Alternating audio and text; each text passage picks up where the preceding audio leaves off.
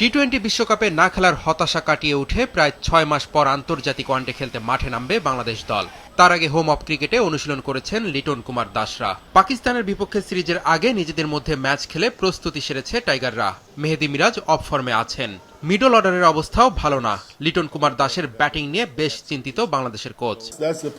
আমাদের কিছু জায়গা নিয়ে কাজ করতে হবে, বিশেষ করে মিডল অর্ডারে ভালো করার সুযোগ আছে। আমি চাই না লিটন ওপেন করুক।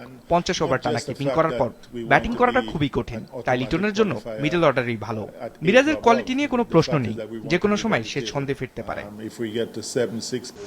ওয়ানডেতে পাকিস্তানের সাথে বাংলাদেশের পরিসংখ্যানটা মোটেও ভালো না। ৩৯ ম্যাচে মাত্র 5টায় জিতেছে লিটন শান্তরা।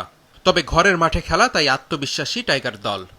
বাবর আজমের মতো তারকা নেই পাকিস্তানের এই দলটায়। 6 নতুন ক্রিকেটার নিয়ে তারা বাংলাদেশ সফরে এসেছে। তারপরও কোচ মাইক হেসন আশাবাদী বাংলাদেশকে হারানোর ব্যাপারে। গতবার তিনি বাংলাদেশের উইকেট নিয়ে সমালোচনা করেছিলেন, তবে এবারের মিরপুরের যে উইকেটটা সেটা একটু ভিন্ন বলেছেন coach mic Hesson. Presenting Walton Crystal Series. Switch to premium. Switch to Crystal. যে কোনো সিরিজের আগে আলোচনা হয় উইকেট নিয়ে। মিরপুরের মাঠে এসেই সবার আগে উইকেটটা পরখ করে নিয়েছেন পাকিস্তান কোচ মাইক হেসন।